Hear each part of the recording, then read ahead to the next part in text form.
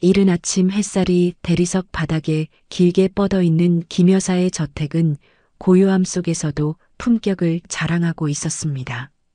70대에 접어든 김 여사는 여전히 꼿꼿한 자세로 식탁에 앉아 아침 식사를 하고 있었죠. 그녀의 손끝에는 수십 년간 사업을 해온 흔적이 고스란히 남아 있었지만 여전히 우아함을 잃지 않은 모습이었습니다. 여사님, 오늘 아침 뉴스를 확인해 보시겠습니까? 집사 박 씨가 조심스럽게 물었습니다. 그래야겠네요. 요즘 부동산 시장이 어떻게 돌아가는지 봐야죠. 김 여사는 차분한 목소리로 대답하며 태블릿을 건네받았습니다. 화면에는 부동산 시장의 최신 동향이 흘러나오고 있었어요. 김 여사는 자신이 소유한 수십 채의 건물들과 투자회사의 현황을 머릿속으로 정리하며 뉴스를 지켜보았습니다. 그녀의 눈빛은 여전히 날카로웠고 시장의 변화를 읽어내는 능력은 나이가 들어서도 전혀 쇠퇴하지 않았죠. 참, 민수는 어제 늦게 들어왔나요? 김 여사가 문득 물었습니다. 네, 11시쯤 되어서야 귀가하셨습니다. 회사 일이 많으신 것 같더군요. 김 여사의 표정이 살짝 어두워졌어요. 40대 중반이 된 아들 강민수는 여전히 독신이었습니다.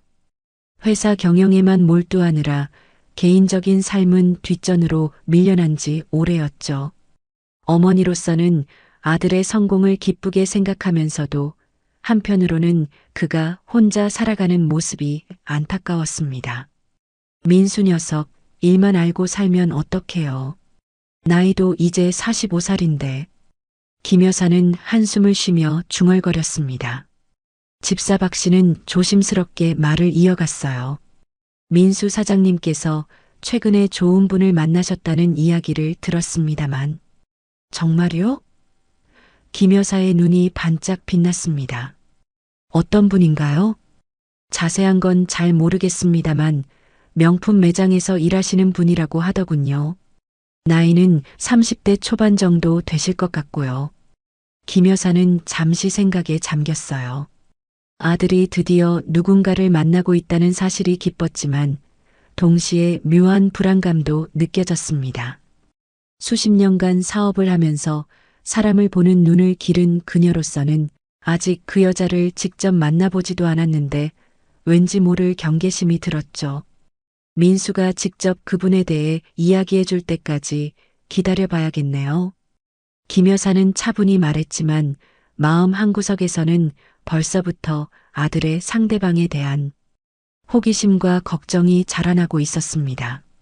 식사를 마친 김 여사는 서재로 향했어요. 벽면을 가득 채운 책들 사이에는 그녀가 지난 수십 년간 일궈낸 사업 관련 서류들과 상장들이 정돈되어 있었습니다.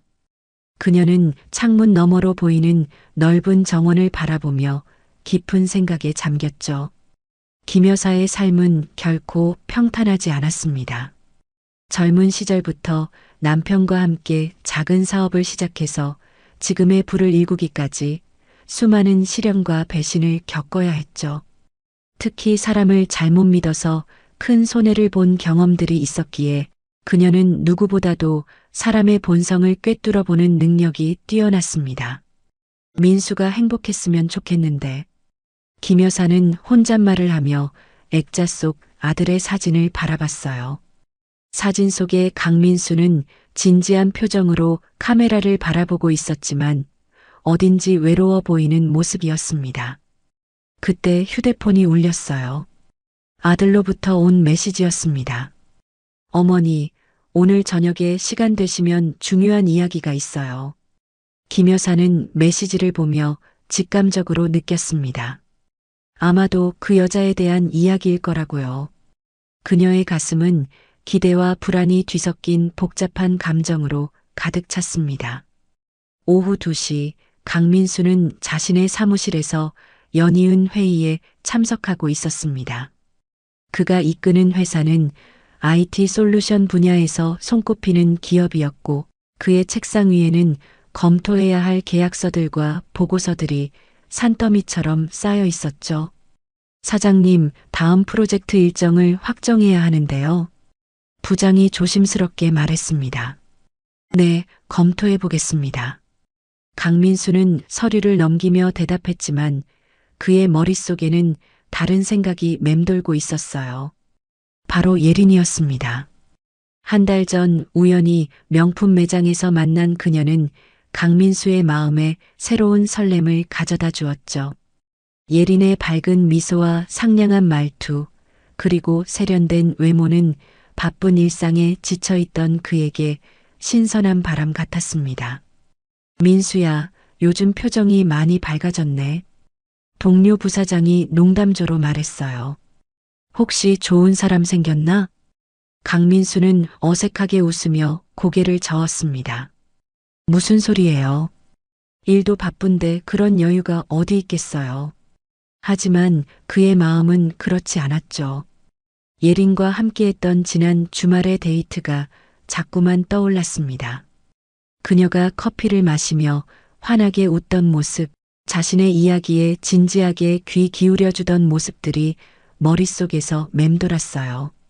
사실은 강민수가 입을 열었다가 다시 망설였습니다. 뭐야, 정말 있구나. 부사장이 눈을 반짝이며 말했어요. 어떤 분인데? 우리도 소개시켜줘. 아직 확실하지 않아서요. 강민수는 조심스럽게 대답했습니다. 좀 더 지켜본 다음에 이야기할게요. 사실 강민수는 이미 예린에 대해 진지하게 생각하고 있었어요. 그동안 일에만 매진하느라 연애는 뒷전이었지만 예린을 만나면서 처음으로 결혼에 대한 생각을 하게 되었습니다. 그녀의 따뜻한 성격과 이해심 깊은 모습이 그의 마음을 사로잡았죠. 회의가 끝난 후 강민수는 혼자 사무실에 남아 예린과의 추억들을 떠올렸습니다. 첫 만남에서부터 지금까지의 모든 순간들이 소중하게 느껴졌어요. 특히 예린이 자신의 바쁜 일정을 이해해주고 항상 격려의 말을 건네주는 모습에 깊은 감동을 받았습니다. 이번엔 정말 진지해야겠어. 강민수는 마음속으로 다짐했습니다. 그는 책상 서랍에서 예린의 사진을 꺼내 바라봤어요. 명품 매장에서 일하는 그녀의 모습을 찍은 사진이었는데 고객을 응대하는 프로페셔널한 모습이 인상적이었습니다. 예린은 항상 단정하고 세련된 옷차림으로 자신을 관리했고 그런 모습이 강민수에게는 매력적으로 다가왔죠. 퇴근 시간이 다가오자 강민수는 결심을 굳혔습니다. 이제는 어머니께 예린을 소개해드려야 할 때가 온 것 같았어요. 물론 어머니의 까다로운 성격은 잘 알고 있었지만 예린이라면 분명 어머니의 마음도 사로잡을 수 있을 거라고 믿었습니다. 강민수는 휴대폰을 들고 어머니에게 메시지를 보냈어요. 어머니, 오늘 저녁에 시간 되시면 중요한 이야기가 있어요. 메시지를 보낸 후 그는 가슴이 두근거리는 것을 느꼈습니다. 드디어 어머니께 자신의 마음을 털어놓을 때가 온 거였죠.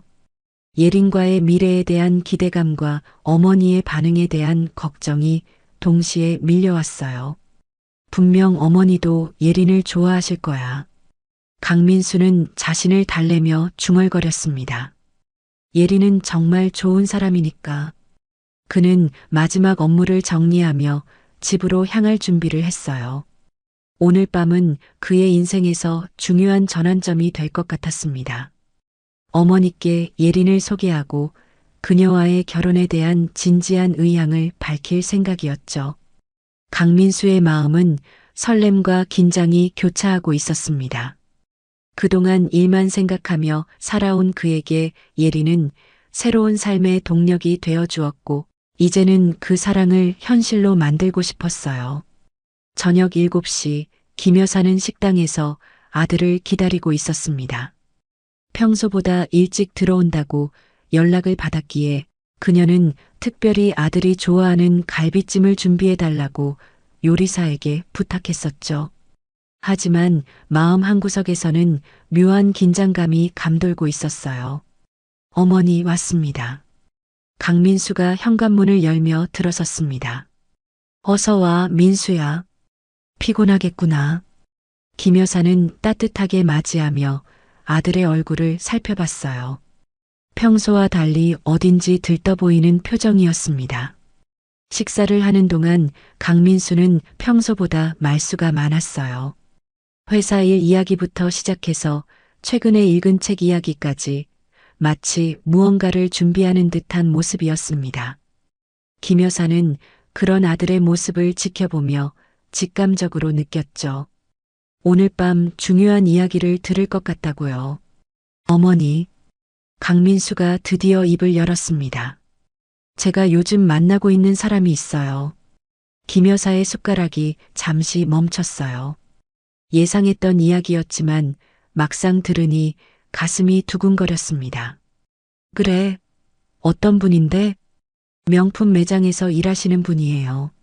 이름은 예린이고 32살입니다. 강민수의 목소리에는 설렘이 담겨 있었어요.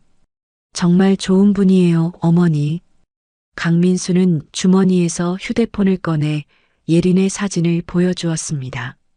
화면에는 밝게 웃고 있는 예린의 모습이 나타났죠. 깔끔하게 정리된 머리와 세련된 메이크업, 그리고 화사한 미소를 짓고 있는 여성이었어요. 김 여사는 사진을 받아들고 자세히 들여다봤습니다. 그 순간 묘한 기분이 들었어요. 예린은 분명 아름다운 여성이었지만 김 여사의 예리한 눈에는 뭔가 어색한 부분이 포착되었습니다. 너무 완벽하게 연출된 듯한 미소, 그리고 눈빛에서 느껴지는 계산적인 느낌이었죠. 예쁘네, 민수야. 김 여사는 평온한 목소리로 말했지만 마음속으로는 알 수 없는 불안감이 커져가고 있었어요. 그죠? 정말 착하고 이해심도 많아요. 강민수는 어머니의 반응에 기뻐하며 계속 말을 이어갔습니다. 제 일이 바쁜 것도 잘 이해해 주시고 항상 격려해 주세요. 어머니와도 꼭 만나 뵙고 싶어 하더라고요. 김 여사는 고개를 끄덕이며 아들의 이야기를 들었지만 내심으로는 점점 더 의구심이 들었어요. 수십 년간 사업을 하면서 터득한 관상학적 지식이 그녀에게 경고음을 울리고 있었습니다. 예린의 얼굴에서 읽히는 어떤 기운이 마음에 들지 않았죠. 민수야, 그분과는 언제부터 만났니? 김 여사가 조심스럽게 물었습니다. 한 달 정도 됐어요. 우연히 명품 매장에 갔다가 만나게 됐는데 강민수는 첫 만남부터 지금까지의 이야기를 상세히 들려주었어요. 예린이 얼마나 친절하고 배려 깊은지, 그리고 자신과 얼마나 잘 맞는지에 대해 열정적으로 설명했습니다. 김 여사는 아들의 이야기를 들으면서도 계속 예린의 사진을 바라봤어요. 그녀의 직감은 좀처럼 틀린 적이 없었습니다. 특히 사람의 본성을 읽는 데 있어서는 거의 실수를 한 적이 없었죠. 그런데 예린의 사진에서는 뭔가 숨겨진 의도가 느껴졌어요. 어머니, 사실은 강민수가 잠시 망설이다가 말을 이었습니다. 결혼을 생각하고 있어요. 김 여사의 가슴이 철렁 내려앉았어요. 아들이 드디어 결혼할 생각을 한다는 것은 기쁜 일이었지만 상대가 예린이라는 점이 그녀를 불안하게 만들었습니다. 하지만 아들의 행복한 표정을 보니 섣불리 반대할 수도 없는 상황이었죠. 그래, 민수가 좋다면. 김 여사는 애써 평온한 목소리로 대답했습니다. 하지만 결혼은 신중하게 결정해야 하는 일이니까 조금 더 시간을 갖고 생각해 보는 게 어떨까? 물론이에요, 어머니. 저도 신중하게 생각하고 있어요. 강민수는 고개를 끄덕였지만 이미 마음은 굳어진 상태였어요. 하지만 예린을 만나보시면 어머니도 분명 좋아하실 거예요. 김 여사는 더 이상 말하지 않았습니다. 아들의 행복을 위해서라면 자신의 의심을 접어둘 수도 있었지만 동시에 예린에 대해 더 알아봐야겠다는 생각이 강하게 들었어요. 만약 자신의 직감이 맞다면 아들을 지켜내야 했습니다. 그날 밤 김 여사는 잠들지 못하고 예린의 사진을 계속 바라봤어요. 그녀의 경험과 직감이 틀릴 리 없다고 확신했지만 혹시라도 자신이 아들의 행복을 방해하는 것은 아닌지 걱정도 되었습니다. 다음 날 아침 김 여사는 평소보다 일찍 일어나 서재로 향했습니다. 밤새 잠을 제대로 이루지 못한 채 예린에 대한 생각만 계속했었죠. 그녀는 책상에 앉아 비서에게 전화를 걸었어요. 비서실장, 저 좀 보세요. 네, 여사님. 바로 올라가겠습니다. 10분 후 믿음직한 비서실장 이 씨가 김 여사의 서재에 들어섰습니다. 그는 김 여사와 15년째 함께 일하고 있는 신뢰할 만한 사람이었어요. 혹시 급한 일이 있으신가요? 이 씨가 조심스럽게 물었습니다. 사람 하나 조사해달라고 하려고 해요. 김 여사는 진지한 표정으로 말했습니다. 민수가 만나고 있는 여자인데 뭔가 마음에 걸리는 부분이 있어서요. 김 여사는 예린의 사진을 보여주며 알고 있는 정보들을 전달했어요. 명품 매장에서 일한다는 것, 32살이라는 것, 그리고 이름이 예린이라는 것 정도였습니다. 어떤 부분까지 조사해 드릴까요? 이 씨가 물었습니다. 일단 기본적인 신상 정보와 직장, 그리고 과거 이력들을 알아봐 주세요. 특히 이전 연애 경력이나 금전적인 문제가 있었는지도 확인해 보고요. 김 여사의 목소리에는 단호함이 담겨 있었어요. 비서실장이 나간 후 김 여사는 혼자 깊은 생각에 잠겼습니다. 아들을 사랑하는 마음에서 나오는 행동이지만 혹시 지나친 간섭은 아닌지 스스로에게 물어봤어요. 하지만 수십 년간 사업을 하면서 겪었던 수많은 배신과 속임수들이 그녀로 하여금 조심스럽게 만들었습니다. 직접 확인해 보는 게 제일 확실하겠어. 김 여사는 마음속으로 중얼거렸습니다. 그녀는 예린이 일하는 명품관에 대해 알아보기 시작했어요. 인터넷으로 검색해 보니 강남 한복판에 위치한 유명한 럭셔리 브랜드 매장이었습니다. 고급 브랜드들이 입점해 있는 곳이라 직원들도 상당히 까다롭게 선발한다는 정보를 얻었죠. 명품 매장 직원이라면 나름대로 검증된 사람일 텐데 김 여사는 혼잣말을 하며 생각을 정리했습니다. 하지만 그녀의 직감은 여전히 불안함을 경고하고 있었어요. 특히 예린의 사진에서 느껴졌던 그 계산적인 눈빛이 자꾸만 떠올랐습니다. 김 여사는 사람의 눈을 통해 그 사람의 내면을 읽는데 탁월한 능력을 가지고 있었고 그 능력 덕분에 사업에서도 큰 성공을 거둘 수 있었죠. 점심시간이 되자 김 여사는 특별한 결심을 했습니다. 직접 예린을 만나서 확인해 보기로 한 거였어요. 하지만 강민수의 어머니라는 신분으로 가면 예린이 가면을 쓸 가능성이 높았습니다. 그래서 다른 방법을 생각해야 했죠. 변장을 해서 가는 게 어떨까? 김 여사는 이런 아이디어를 떠올렸습니다. 그녀는 과거에 사업 경쟁자들을 조사할 때 종종 신분을 숨기고 정보를 수집했던 경험이 있었어요. 그때의 노하우를 활용하면 예린의 진짜 모습을 볼 수 있을 것 같았습니다.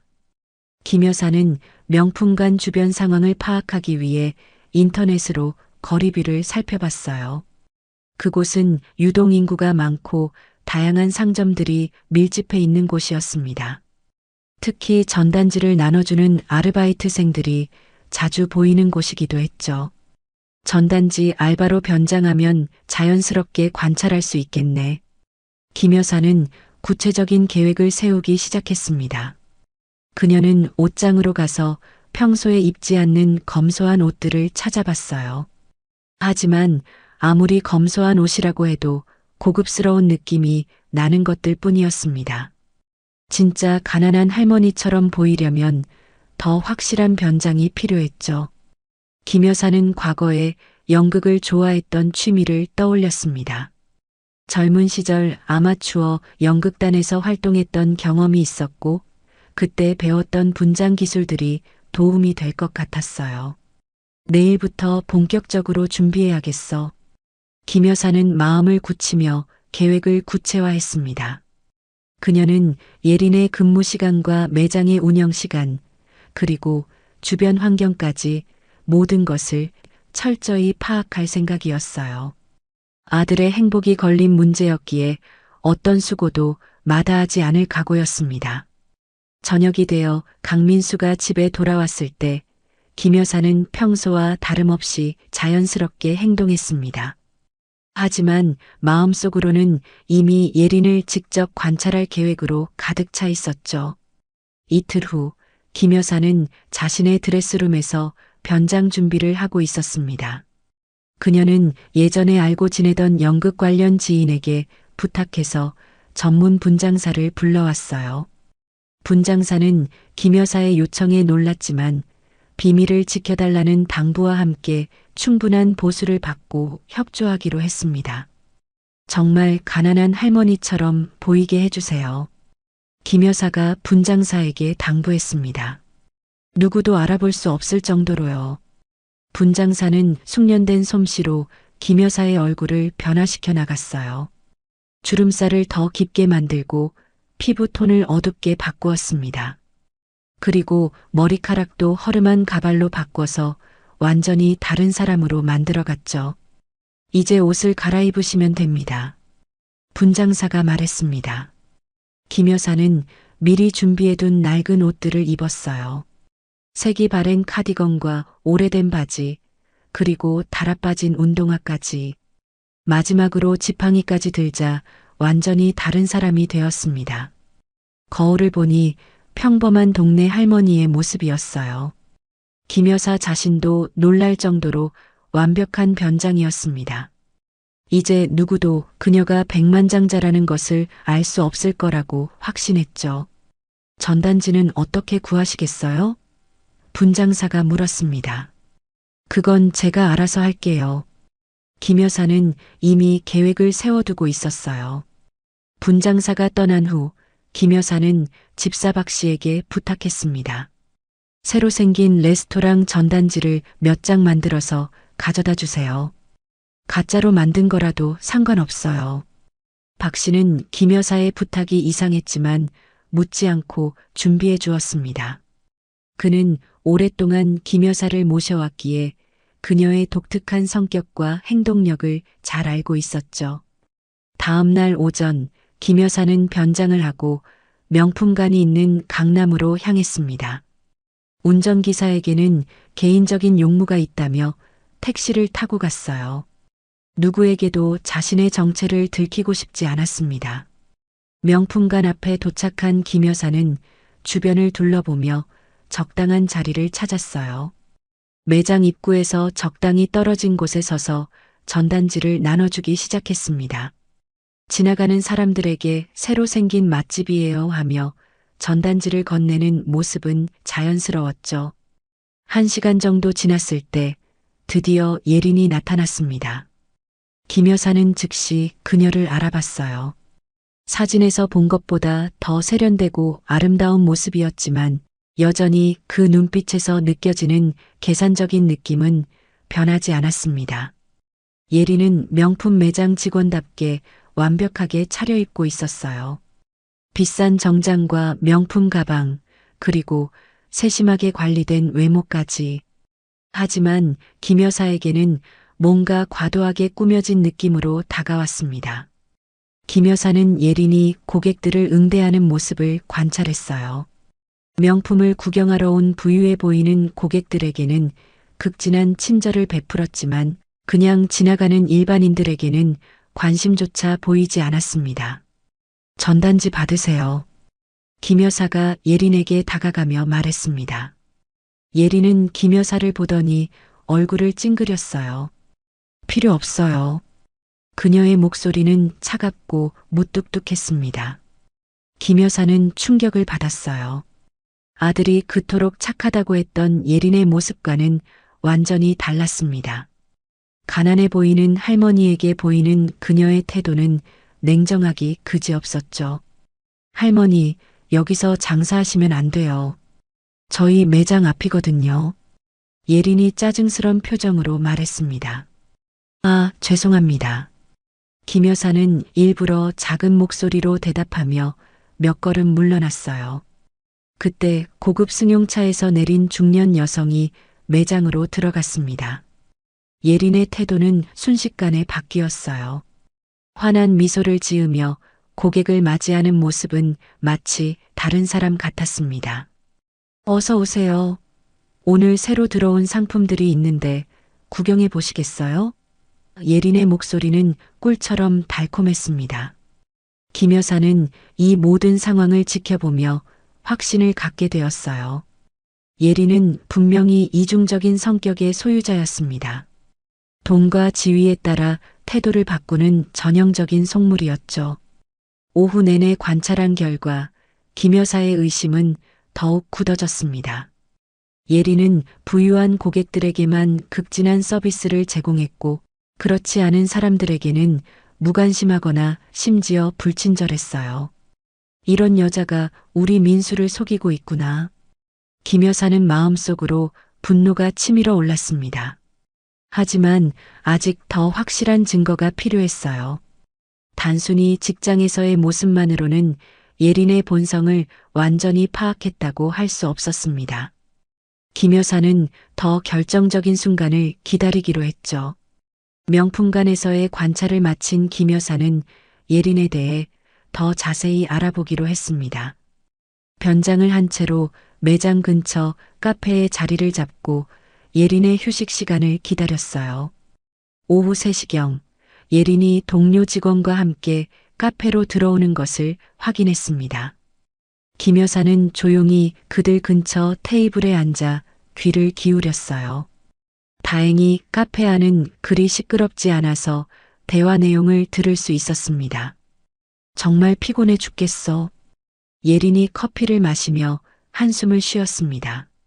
그러게 오늘 고객들이 유난히 까다로웠어.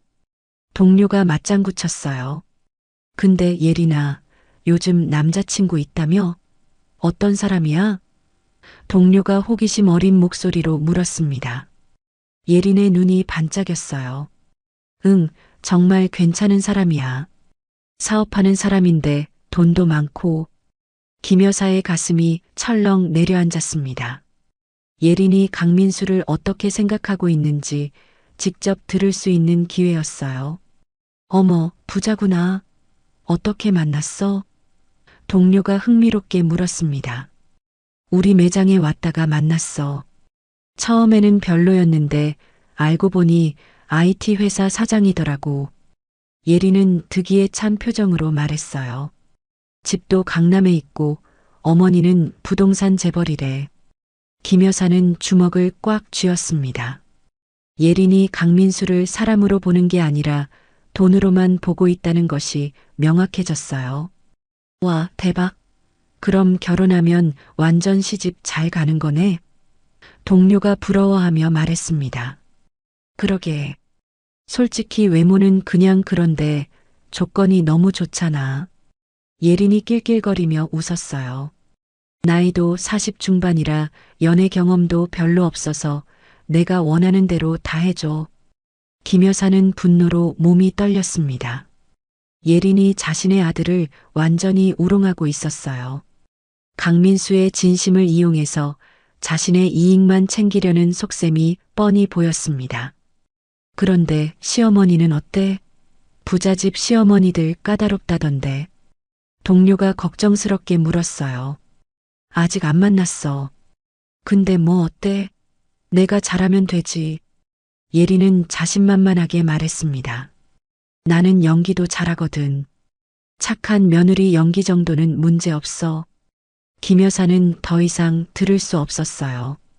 예린이 계획적으로 강민수에게 접근했다는 것이 확실해졌습니다. 그녀는 진정한 사랑이 아니라 돈과 지위를 위해 아들을 이용하려 했던 거였죠. 참, 그 남자친구 어머니 엄청 부자라며? 어떻게 돈 벌었대? 동료가 또 물었습니다. 부동산이랑 투자 회사 한다던데. 백만장자래.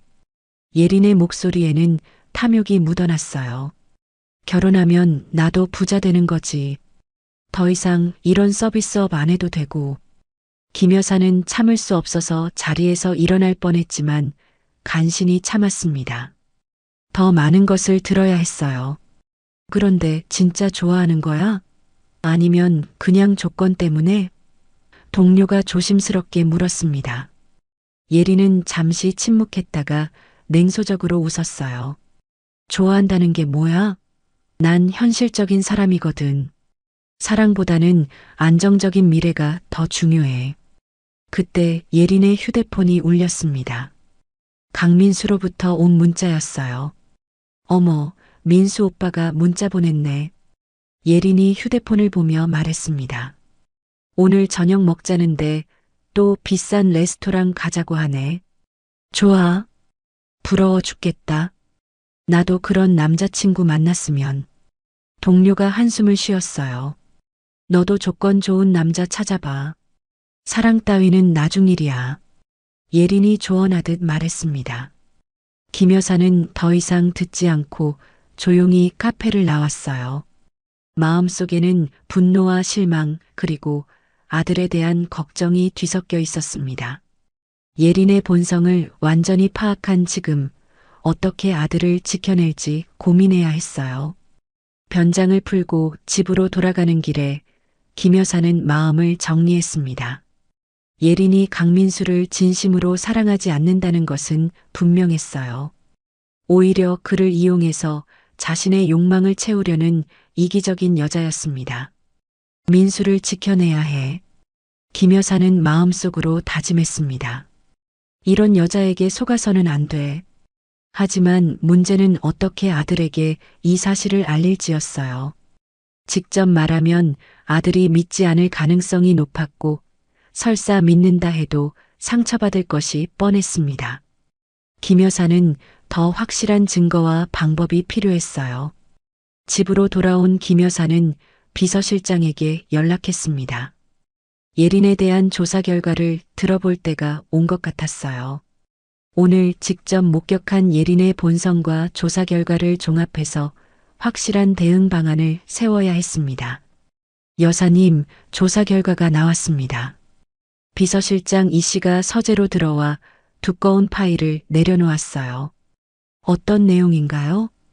김 여사가 긴장한 목소리로 물었습니다. 예상보다 심각합니다.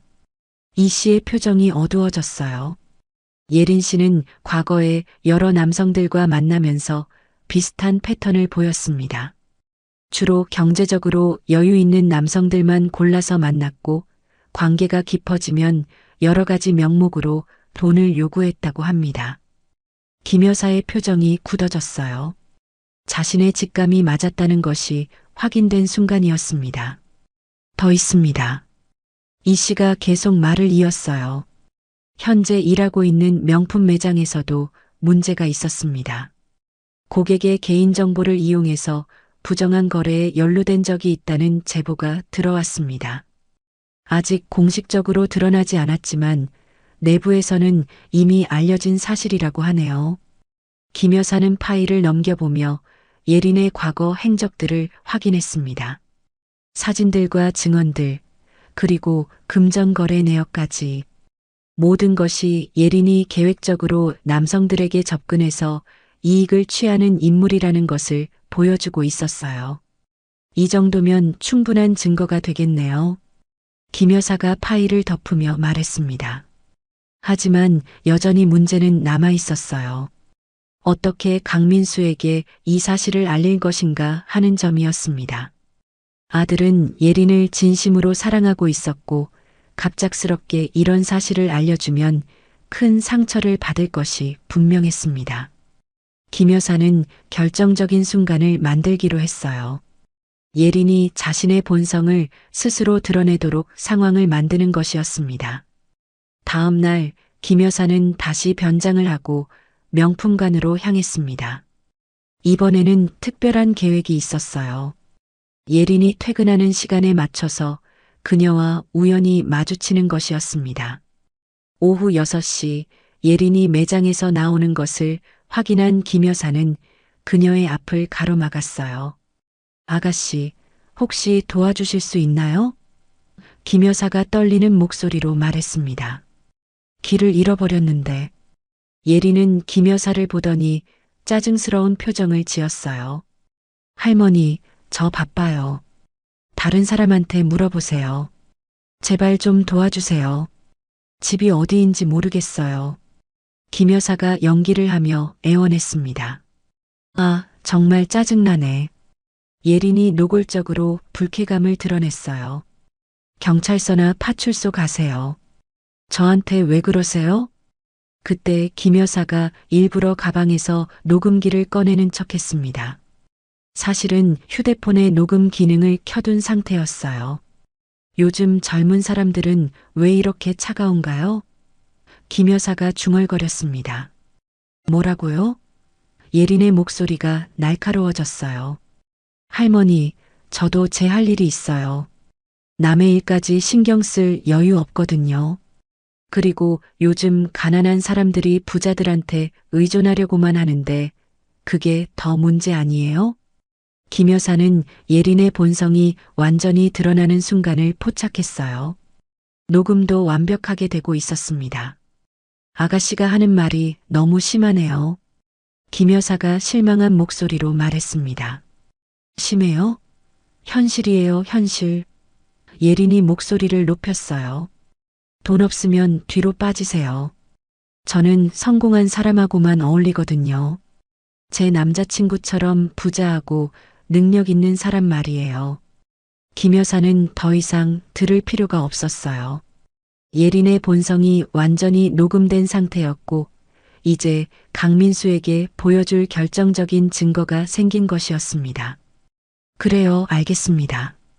김 여사가 조용히 말하며 자리를 떠났어요. 예린은 김 여사가 떠나는 모습을 보며 코웃음을 쳤습니다.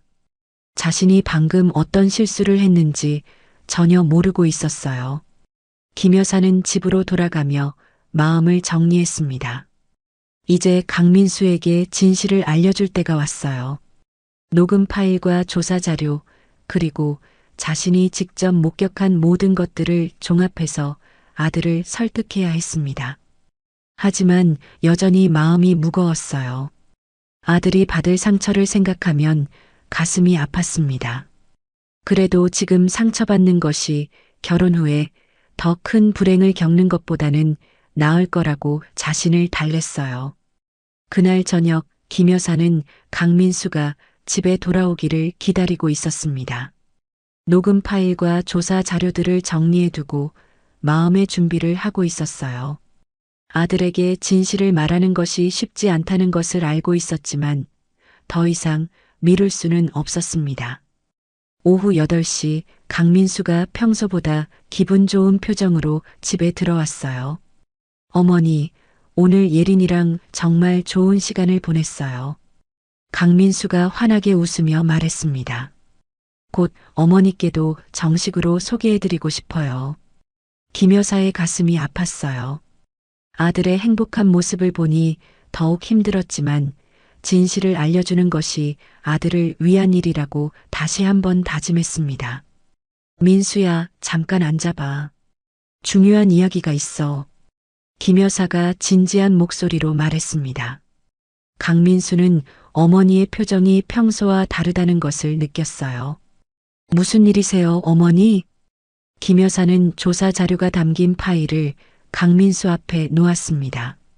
예린 씨에 대해 조사를 해봤어. 조사요? 강민수의 표정이 굳어졌어요. 왜 그런 일을 하셨어요? 아들을 걱정하는 어머니 마음이야.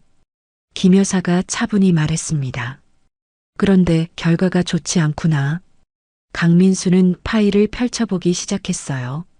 처음에는 믿기지 않는다는 표정이었지만 점점 자료들을 보면서 얼굴이 어두워져 갔습니다. 이게 정말인가요? 강민수의 목소리가 떨렸어요. 더 있어. 김 여사가 휴대폰을 꺼내 녹음 파일을 재생했습니다. 녹음기에서 흘러나오는 예린의 목소리를 들으며 강민수는 충격에 빠졌어요. 특히 자신을 돈으로만 보고 있다는 내용과 가난한 사람들을 경멸하는 발언들을 들으면서 얼굴이 창백해졌습니다. 어머니, 이게 정말 예린이가 한 말인가요? 강민수가 믿기지 않는다는 듯이 물었어요. 직접 녹음한 거야. 김 여사가 안타까운 표정으로 대답했습니다.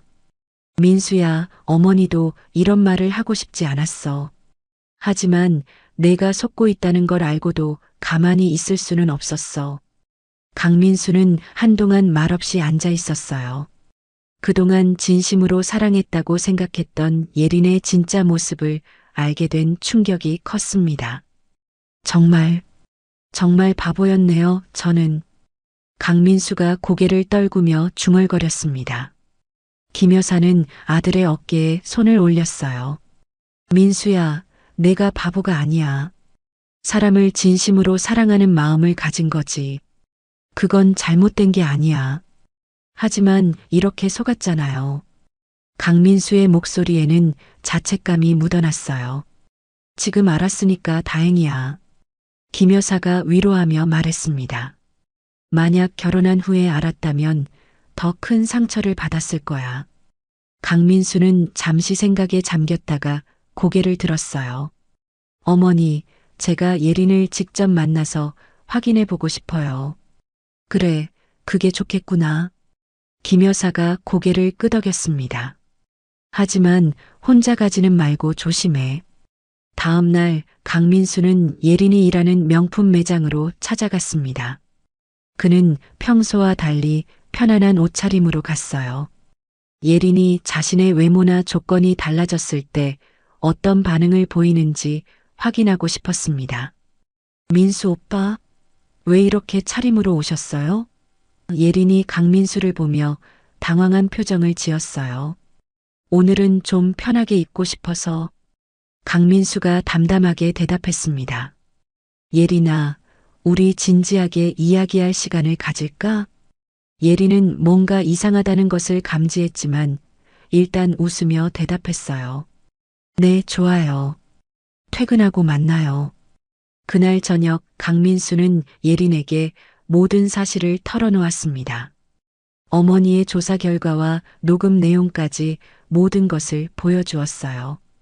예린은 처음에는 부인하려 했지만 증거가 너무 명확해서 결국 진실을 인정할 수밖에 없었습니다. 민수 오빠 미안해요. 하지만 저도 살아야 하잖아요. 예린이 변명하듯 말했어요. 예린아, 우리는 여기서 끝이야. 강민수가 단호하게 말했습니다. 더 이상 만나지 말자. 집으로 돌아온 강민수는 어머니께 모든 상황을 보고했어요. 김 여사는 아들을 꼭 안아주며 위로했습니다. 민수야, 힘들겠지만 이겨낼 수 있을 거야. 김 여사가 따뜻하게 말했습니다. 어머니 덕분에 더 큰 불행을 피할 수 있었어요. 강민수가 고마운 마음을 전했습니다. 정말 감사해요. 몇 주 후 강민수는 점차 일상을 회복해 갔어요. 상처는 있었지만 진정한 사랑이 무엇인지 깨닫게 되었습니다.